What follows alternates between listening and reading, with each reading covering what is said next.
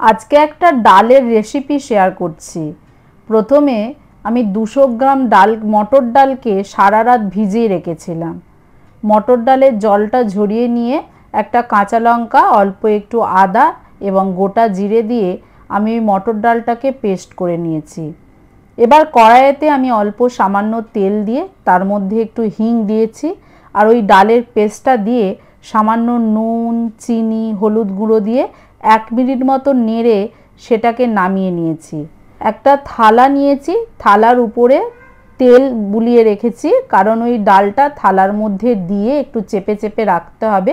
এটা বরফির মতো কাটবো বলে, যাতে ডালটা থালার মধ্যে লেগে না থাকে, সহজেই উঠে যায়। তো আমি ডালটা ঠান্ডা করতে দিলাম। এরপর আমি কটা আলু নিয়েছি, ডুমো ডুমো করে কেটে আলুটাকে আমি নুন হলুদ মাখিয়ে ভেজে নেব। এইদিকে আমি একটা মশলা পেস্ট করব। তো মশলাটা, এটা নিরামিষ করতে পারো, খুবই ভালো হয়। আজকে আমার ইচ্ছা গেল আমি একটু পেঁয়াজ দিয়েছি, রসুন না, পেঁয়াজ, অল্প আদা, একটা কাঁচা লঙ্কা আর একটু জিরে দিয়ে আমি পেস্ট করে নিলাম ওই মশলাটা। আর এইদিকে আমি ওই ফ্রিজে রেখেছিলাম এটা ঠান্ডা করার জন্যে। আপনারা চাইলে এটা এমনি নর্মাল ঠান্ডা হয়ে যাবে, তো আমি তাড়াতাড়ি করব বলে ঠান্ডা হয়ে যাবে ফ্রিজে রেখেছিলাম। কি সুন্দর বরফির মতো দেখো করা হয়ে গেছে, এবং এটা সর্ষের তেল কিংবা সাদা তেলে ভেজে নিলে খুবই ভালো, দারুণ। এটা এমনি ভাতের সাথেও, শুধু ভাজা করেও ভাতের সাথে গরম গরম খেতে খুবই দুর্দান্ত লাগে। একবার এটা অন্তত ট্রাই করে দেখবে। সবকটা এইভাবে ভেজে নেব।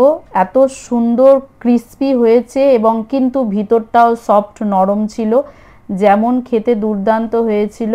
আপনারা একবার ট্রাই করবেন। এইদিকে কড়াইতে সর্ষের তেলের মধ্যে তেজপাতা, জিরে আর শুকনো লঙ্কা দিয়ে আর ওই পেস্ট করা মশলাটা দিয়ে সামান্য লঙ্কা গুঁড়ো, হলুদ গুঁড়ো, কাশ্মীরি মির্চ পাউডার দিয়ে খানিকক্ষণ নাড়তে হবে, যতক্ষণ না তেলটা মশলা থেকে ছেড়ে যায়।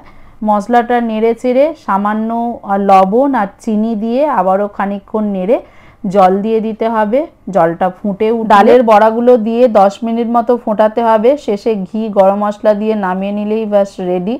আমি এতে পেঁয়াজ দিয়ে করেছিলাম, কিন্তু এটা নিরামিষই ভালো লাগে।